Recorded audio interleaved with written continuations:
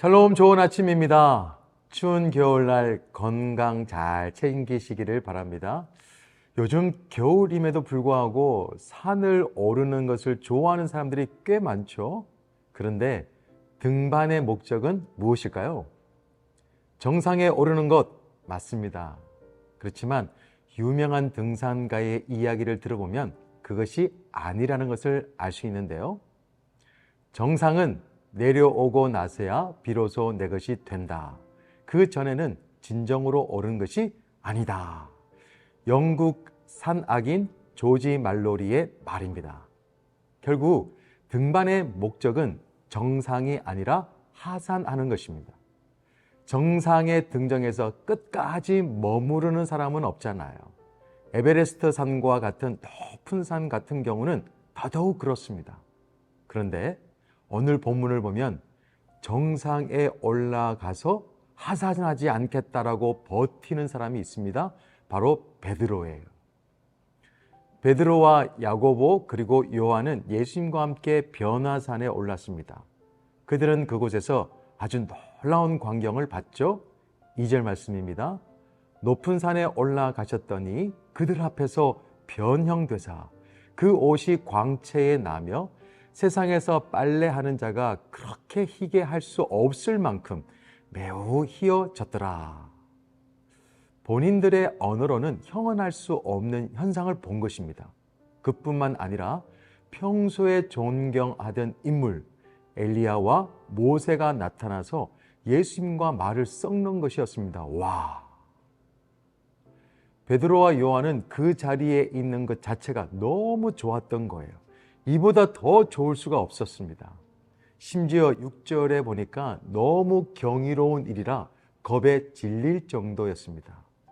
심지어는 그 순간이 너무 좋아서 그런 것 같은데 베드로는 엉겹결에 실언을 하고 말았습니다. 5절 말씀을 보면 베드로가 예수께 고하되 라삐여 우리가 여기 있는 것이 좋사오니 우리가 초막 셋을 짓되 하나는 주를 위하여 하나는 모세를 위하여 하나는 엘리야를 위하여 하사이다 하니. 베드로는 예수님께 이 산에서 초막 3개를 건립하자는 제안을 하죠. 그리고 내려가지 말고 여기서 쭉 함께 머물자라는 의도를 비추었습니다. 근데 이 말은 해서는 안 되는 말이었습니다.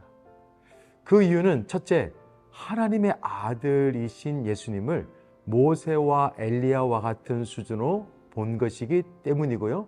둘째는 여전히 하나님의 일을 생각하지 않고 사람의 일을 생각하는 것이었기 때문입니다. 얼마 전이잖아요. 베드로가 예수님에 대하여 주는 그리스도시요 살아계신 하나님의 아들입니다 라고 한 적이 있었습니다. 그런데 예수님께서 가셔야 하는 십자가의 길을 베드로가 막았잖아요. 그때 사단아 내 뒤로 물러가라라고 예수님께 호되게 베드로가 혼난 적이 있었지 않습니까? 그럼에도 불구하고 여전히 사람의 일을 생각하고 있었던 것입니다. 베드로가 왜 그랬을까요? 제가 생각해 봤습니다. 베드로도 사람이기 때문에 본대로, 느낀 대로, 좋은 대로 선택할 수 있습니다. 하지만 이 장면을 누가가 설명해 놓은 것을 함께 봤으면 좋겠어요. 누가복음 9장 32절에 보면 베드로와 및 함께 있는 자들이 깊이 졸다가 온전히 깨어나 예수의 영광과 및 함께 선 두 사람을 보더니 베드로가 깊이 졸았습니다. 졸다가 그 장면을 본 거예요. 사랑하는 꿈의 RT인 여러분, 우리가 영적으로 깨어있지 않으면 하나님의 일을 생각하기보다는 사람의 일을 생각하게 됩니다. 우리들은 항상 깨어있어서 사람의 일보다 하나님의 일을 더 생각할 수 있어야 됩니다. 그럼 예수님에게 있어서 하나님의 일은 무엇일까요? 바로 십자가의 길을 걷는 것입니다. 예수님은 그 산에서 계속 머무르시는 것이 목적이 아니셨습니다. 변화산에서 예수님께서 모세와 엘리야와 함께 나눈 대화의 주제가 무엇이었습니까? 누가복음 9장 31절에 이런 표현이 있습니다. 영광 중에 나타나서 장차 예수께서 예루살렘에서 별세하실 것을 말할세. 네, 대화의 주제는 별세였어요. 이 별세는 헬라어로 우리가 잘 아는 단어죠. 엑소더스예요. 예수님은 자신의 죽음을 이스라엘 백성들이 이집트에서 탈출한 것에 비유하셨습니다. 주님께서는 이 땅이 아무리 좋다고 하더라도 우리들이 있어야 될 곳은 어디냐? 천국임을 알려주고 계십니다. 세상에 집착하지 않고 하나님 나라를 바라보며 사는 것이 하나님의 일입니다. 더 나아가서 우리뿐만 아니라 일생을 위해 살아가는 그 안타까운 사람들에게 영생의 길을 안내하는 것이 하나님의 일입니다. 그 일을 주님께서 하신 거예요. 이 땅이 전부가 아니라 영원한 하나님 나라가 우리의 영원한 거처가 되어야 합니다. 이 세상 좋은 곳이라고 하면서 이 세상에서 머물려고만 하지 마시고 주님과 함께 내려오세요. 주께서 일하시는 현장으로 함께 갔으면 좋겠습니다. 복음으로 구원의 역사가 일어나는 현장으로 내려가세요. 섬김으로 축복의 역사가 일어나는 자리로 내려가세요. 우리 모두가 다 십자가의 은혜를 입은 사람들이잖아요. 그래서 예수님처럼 겸손의 자리로 내려가서 하나님의 영광을 경험했으면 좋겠습니다. 예수님께서 사셨던 방식 그대로 삽시다. 죽음의 자리로 내려감이 곧 부활의 자리입니다. 섬김의 자리로 내려감이 곧 영광의 자리입니다. 오늘 내가 있는 자리에서 조금만 더 내려오시죠? 그러면 엑소더스가 열릴 것입니다. 여러분의 삶과 가정과 직장에서 안일함과 게으름으로 일관하지 마시고 예수님처럼 조금만 더 내려오세요. 그러면 주께서 일하시는 새로운 역사를 보게 될 줄로 믿습니다. 기도하겠습니다.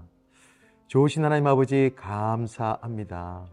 오늘 아침 예수님께서 우리에게 안내해 주시는 것처럼 조금만 더 지금 있는 자리에서 내려와서 섬기고 또 사랑하고 그렇게 살아갈 수 있는 우리가 될 수 있도록 인도하여 주옵소서. 예수 그리스도의 길, 십자가의 길, 섬김의 길을 걸을 수 있는 우리 모두가 되게 하여 주옵소서. 예수 그리스도의 이름으로 기도드립니다.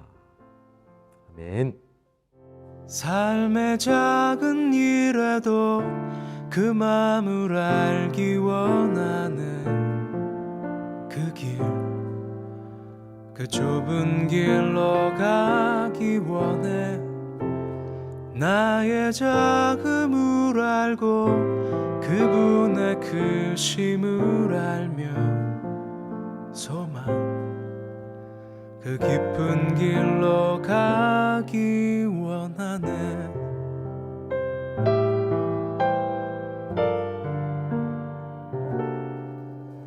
저 높이 솟은 산이 되기보다 여기 오름직한 동산이 되길, 내가 아는 길만 비추기보다는 누군가의 길을 비춰준다면 내가 노래하듯이 또 내가 얘기하듯이 살길, 난 그렇게 죽기 원하네. 삶의 한 절이라도 그분을 닮기 원하네. 사랑, 그 높은 길로 가기 원하네.